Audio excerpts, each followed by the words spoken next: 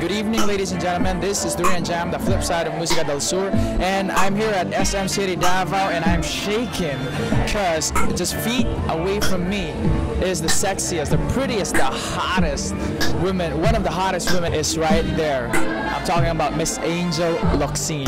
She is here. You might recognize her from Mulawin, and who could ever forget that cute little costume at Darna? I know I won't. So later on, we're going to interview, ask her a few questions. So stay tuned here at Durian Jam. Thank you. There she is, Miss Angel Locsin, looking pretty as ever. Oh, look at that top. Oh, look at that smile. She's so cute, isn't she? Man, all her fans.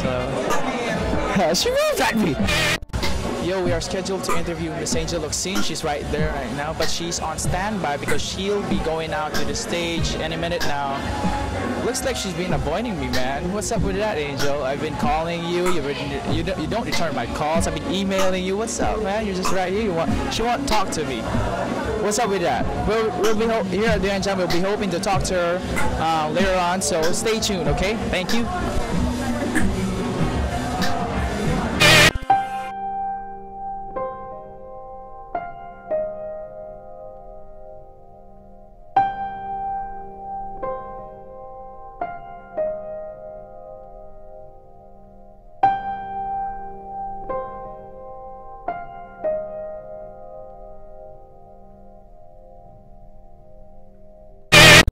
Okay. Hello, this is Durian Jam. I'm Gary Bautista, and I'm with Miss Angel Locsin. And hello, I finally caught you. I've been trying to catch you all day. You've been avoiding me. No, really. No, just kidding. But yeah. So how's Davao so far? Grabe, sobra. Alam mo, nandito ako sa Davao na siguro mga 5 times na yata. Pero sobrang every time na pupunta ako dito, masaya ako. Kasi like kayo napunta kami sa Pearl Farm, sobrang ang ganda, linis ng water, tapos pagdating mo pa lang sa airport, ang linis na agad, tapos pag binabati ka ng mga tao, sobrang friendly ng mga tao. At syempre, mga Davaoenyo magaganda, mga gwapo, so parang pleasant lahat di ba? Parang sobrang happy ako nandito, ang mabait ng mga tao, at happy kami sa pagtanggap sa amin. It's so great to know. Speaking of which, this is a Durian Jam, this is a music show. People want to know what are the types of music that does Angel Locsin listen to?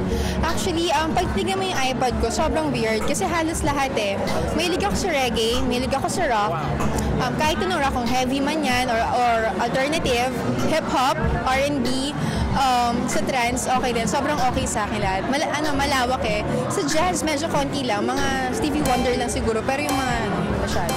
We have the same taste. I like you. Well, yeah. Okay. This is most of our viewers are musicians from Davao. We want to know, what does it take for a musician from Davao to impress Miss Angel Locsin? Syempre yung performance level muna, di ba? Parang kung makikita mo yung confidence, di ba? Parang kung meron silang gano'n na, uy, itong rockista na to, o kung itong band na to, masaya sila habang tumutugtog or gusto nilang ginagawa nila, bilib sa sarili nila. Parang syempre mapapansin mo yung nagpo-perform, di ba? Are you attracted to musicians? Do you have musician crushes?